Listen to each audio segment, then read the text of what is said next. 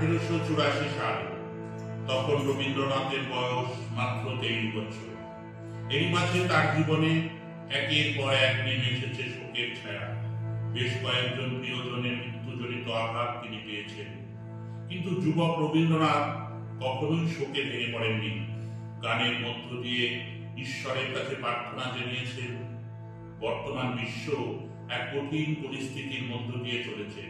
হিংসা, বিদ্বেষ, হানাহানি, অনিশ্চিত ভবিষ্যৎ, এর থেকে মুক্তির যথার্থ পথ আমাদের জানা নেই। বিশ্বের মানুষ মুক্তির পথ অন্বেষণ করে চলেছেন। হে ঈশ্বর, তুমি আমাদের সকল অসহায়তার অন্ধকার দূর করো, শোক, তাপ, মোহ, পাপ দূর করো। আমাদের হৃদয় বিমল হোক, প্রাণ সবল হোক। এবারে আমাদের নিবেদন বর্তমান পরিস্থিতিতে অতি প্রাসঙ্গিক একটি গান, যা রবীন্দ্রনাথ 1884 সালের এপ্রিল মাসে ভৈরবী রাগে রচনা করেছিলেন। বরিশধারা মাঝে শান্তির বাড়ি।